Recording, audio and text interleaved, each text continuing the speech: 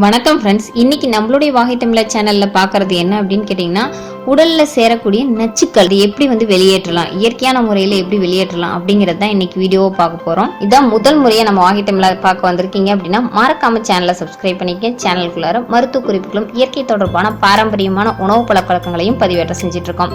நம்ம உடல்ல பாத்தீங்கன்னா கழிவு பொருட்கள் சேர்ந்துருச்சு அப்படின்னா உடல் ஆரோக்கியமா இல்லை அப்படின்னு சொல்லிட்டு தான் அர்த்தம். தினம் தினம் நம்ம உடல்ல இருக்கக்கூடிய கழிவுகளை வெளியேற்றணும். ஒருவேளை வெளியேற்றல அப்படின்னா நம்ம உடல் ஆரோக்கியம் கெட்டுருச்சு அப்படின்னு சொல்லி நினைக்கலாம். இதுதான் நச்சு பொருட்களா மாறி நம்ம உடலை கெடுத்துரும்.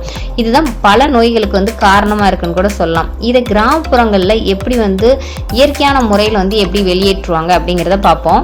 முதலாவதா பாத்தீங்கன்னா சிறிதளவு பெருங்காயத்தை எடுத்துக்கலாம். இது கூட சிறிதளவு உப்பு சேர்த்துட்டு நல்லா வெந்நீர்ல கலந்து நீங்க குடிச்சிங்க அப்படின்னாவே உடல்ல இருக்கக்கூடிய நச்சுக்கள் வெளியேறதுக்கு வாய்ப்புகள் இருக்கு.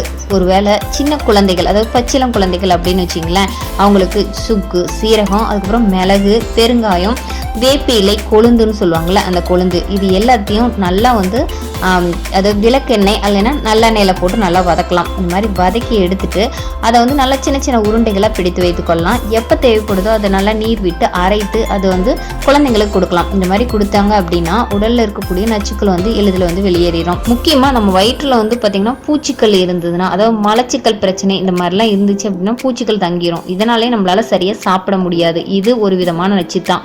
இந்த நச்சு வெளியேற்றது ரொம்ப இயற்கையான முறையில், ரொம்ப எளிய முறையில் அப்படின்னு பார்த்தீங்கன்னா கற்பூரவள்ளி இலை எடுத்துக்கலாம். இது கூட சிறிதளவு வேப்பங்கொழுந்து எடுத்துக்கலாம். இது ரெண்டையும் நல்லா மைய அரைச்சிட்டு ஒரு சுண்டைக்காய் அளவு நம்ம சாப்பிட்டோம் அப்படின்னா நம்ம நாக்கு பூச்சின்னு சொல்லக்கூடியதை மலத்தோட வெளியேறிடும் நம்மளுக்கு. அது என்ன ஆகும் அப்படின்னா உடலை சுத்தம் பண்ணக்கூடியதுன்னு சொல்ல முடியும்.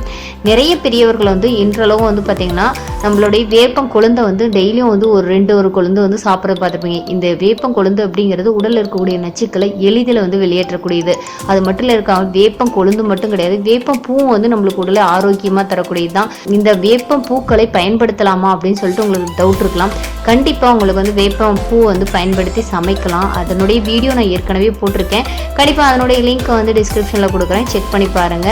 வேப்பம் பூவை பயன்படுத்தி நீங்க உணவாகவும் சாப்பிடவும் செய்யலாம். இது உடல்ல இருக்கக்கூடிய நச்சுக்களை வெளியேற்றது இல்லாமல் உடல் ஆரோக்கியம் வச்சுக்கிறதுக்கும் பயனுள்ளதா இருக்கும். இன்னொன்று ரொம்ப இயற்கையான ஹோம் ரெமிடி அப்படின்னு பார்த்தீங்கன்னா கொட்டை பாக்கு அப்படின்னு சொல்லுவாங்க இல்லையா, அந்த பாக்கை நல்லா பொடி செஞ்சுட்டு இந்த பாலில் கலந்துட்டு குடித்தோம் அப்படின்னா வயிற்றில் கூடிய நம்மளுக்குடைய புழுக்கள் வெளியேறிடும். நம்ம உடல்ல இருக்கக்கூடிய புழுக்களை வெளியேற்றத்துக்கு ரொம்ப இயற்கையான முறையில் நம்ம டெய்லியும் சாப்பிடக்கூடிய உணவுலேயே நம்ம சரி பண்ணிக்கலாம். முக்கியமாக அது சுண்டைக்காய் அப்படின்னு சொல்லுவாங்க. இந்த சுண்டைக்காய் நம்ம உணவில் அடிக்கடி சேர்த்துட்டு வந்தோம் அப்படின்னா நம்ம உடலில் இருக்கக்கூடிய பூச்சிக்கள், நச்சுக்கள் அழிந்து போயிடும். இந்த சுண்டைக்காய் பயன்படுத்தி எப்படி உணவு தயாரிக்கலாம், எப்படி குழம்பு தயாரிக்கலாம் அப்படிங்கிறத, எப்படி எளிதில் தயாரிக்கலாம் அப்படிங்கிறதையும் நம்ம சேனலில் போட்டிருக்கோம். கண்டிப்பாக அதனுடைய லிங்க் டிஸ்கிரிப்ஷனில் கொடுக்குறேன், நீங்கள் செக் பண்ணுங்கள். எப்படி சுண்டைக்காய் குழம்பு வைக்கணும் அப்படிங்கிறது நிறைய பேருக்கு தெரியாது. நீங்கள் அதை போல் பயன்படுத்தி செஞ்சு கொடுத்தீங்க அப்படின்னா உடலில் இருக்கக்கூடிய, அதாவது வயிற்றில் இருக்கக்கூடிய பூச்சிக்கள் இறந்துடும். ஸோ இந்த பூச்சிகள் இறக்கும் போது எளிதில் நம்மளால சாப்பிட முடியும். அப்போ உடல் ஆரோக்கியமா இருக்கும். நச்சுக்கள் வெளியேறிடுச்சுன்னா கண்டிப்பா ஃப்ரெண்ட்ஸ், உடல் இருக்கக்கூடிய நச்சுக்களை எப்படிலாம் வெளியேற்றலாம், அதாவது உடல் புழுக்கள், அதாவது நாப்பூச்சிகள் அப்படின்னு சொல்லுவாங்க இல்லையா, அந்த பூச்சிகளை எப்படி வெளியேற்றலாம் அப்படிங்கிறத இந்த வீடியோ மூலம் நீங்க தெரிஞ்சிருப்பீங்கன்னு நினைக்கிறேன். இந்த மாதிரி பயனுள்ள தகவலையும் பாரம்பரியமான உணவு பழக்கவழக்கங்களையும் தெரிஞ்சுக்கணும்னு நினைச்சீங்கன்னா மறக்காம நம்ம வாகை தமிழர் சேனலை சப்ஸ்கிரைப் பண்ணிங்க. சப்ஸ்கிரைப் பண்ணா பத்தாது, பக்கத்தில் கூடிய பெல் ஐக்கானை கிளிக் பண்ணிங்கன்னா தான் இந்த மாதிரி அப்டேட்ஸ் கொடுத்தோன்னே உங்களுக்கு நோட்டிஃபிகேஷன் வரும். மேலும் இந்த தகவல் உங்களுக்கு பிடிச்சிருந்துச்சுன்னா உங்கள் ஃப்ரெண்ட்ஸ் கூட, ஃபேமிலி மெம்பர்ஸ் கூடயும் ஷேர் பண்ணிக்கோங்க.